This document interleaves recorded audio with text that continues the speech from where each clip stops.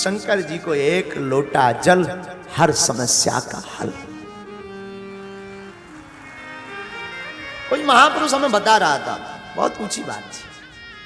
शिव जी को ज्यादा पूजा की आवश्यकता नहीं, जल चढ़ाओ, बिल्व पत्र चढ़ाओ, बाबा प्रसन्न।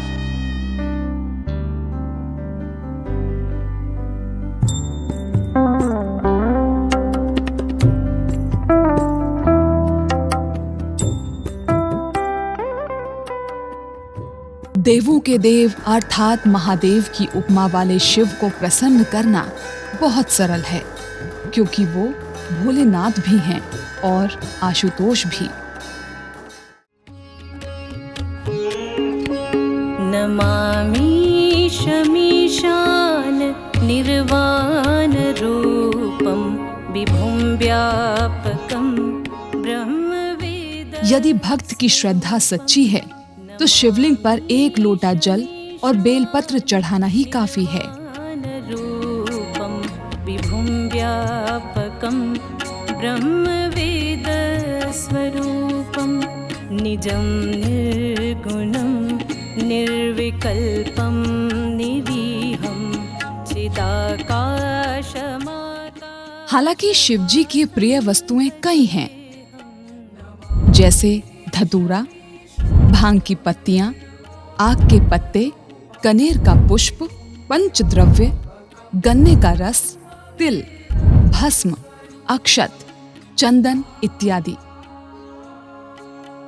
लेकिन इन सब में बेलपत्र का स्थान सर्वोपरि है। आखिर भोलेनाथ को बेलपत्र ही सबसे प्रिय क्यों है? क्या है इसके पीछे की पौराणिक कथा? और बेलपत्र का पूजा में कैसे करें प्रयोग? आइए जानते हैं।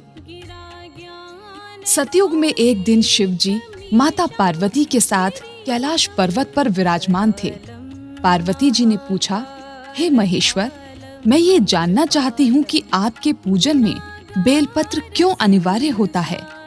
आपको बेलपत्र के समान कुछ और क्यों प्रिय नहीं है? इसके बाद शिव जी ने एक कथा के माध्यम से पार्वती जी को उत्तर दिया। एक बार देवी लक्ष्मी विष्णु जी से रूठकर मेरी आराधना हेतु शैल पर्वत पर चली गईं, जो आज आंध्र प्रदेश के कर्नूल जिले में है। लक्ष्मी जी पार्थिव शिवलिंग बनाकर पूजा अर्चना करने लगी। कुछ समय बाद उन्होंने अपना देवी स्वरूप त्याग कर कठिन तपस्या के लिए वहीं एक बिल्व वृक्ष के रूप में जन्म लिया और उनके फूल पत्तों से 1 कोटि वर्ष तक शिवलिंग का पूजन किया। महादेव प्रसन्न हुए, प्रकट हुए और इस कठिन साधना का कारण पूछा तो देवी बोली कि हे प्रभु, मैं विष्णु जी के हृदय में सदा के लिए वास करना चाहती हूँ।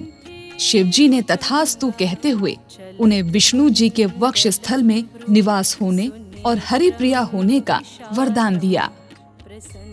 इसके बाद देवी लक्ष्मी बोली कि प्रभु, मैंने जिस वृक्ष रूप में आपका पूजन किया वो त्रिदेव का प्रतीक है और आज से बेल की पेड़ की जड़ों में देवी गिरिजा, तने में देवी महेश्वरी, शाखाओं में दक्षायनी, पत्तियों में त्रिदेव और देवी पार्वती, फूलों में गौरी, फलों में देवी कात्यायनी और संपूर्ण भाग में लक्ष्मी का वास होगा।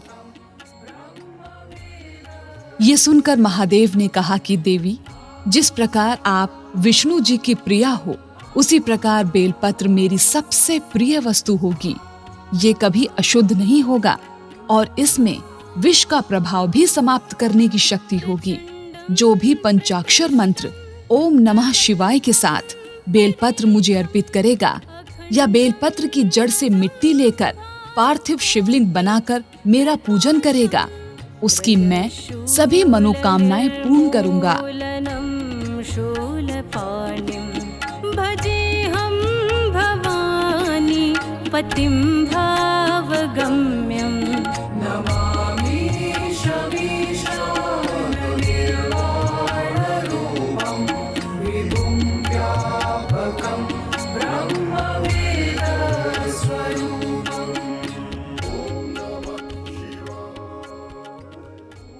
बिल्व वृक्ष को शिव के समान ही समझो, वो मेरा शरीर है। बिल्व पत्र अर्पित करते समय इस मंत्र का जाप करना चाहिए। त्रिदलम त्रिगुणाकारम त्रिनेत्रम च त्रयायुधम त्रिजन्म पाप संहारम बिल्व पत्रम शिवार्पणम। अर्थात हे 3 गुणों, 3 नेत्र, त्रिशूल को धारण करने वाले, 3 जन्मों के पापों का संहार करने वाले शिव जी, मैं आपको बिल्व पत्र अर्पित करता हूँ।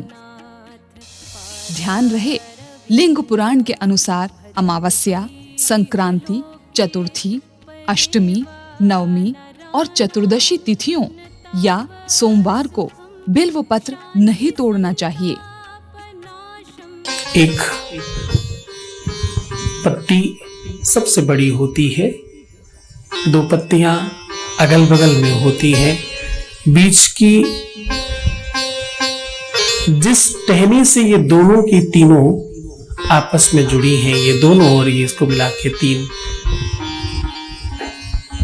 इस धारी के मध्य में थोड़ा सा जगह होता है, थोड़ा सा स्पेस होता है। शिव महापुराण कहती है इस छोटी सी जगह में 33 कोटि देवता विद्यमान होते हैं। तो इतनी दिव्य है भगवान शिव के प्रिय बिल्व वृक्ष और बिल्व पत्र की महिमा। ओम नमः शिवाय।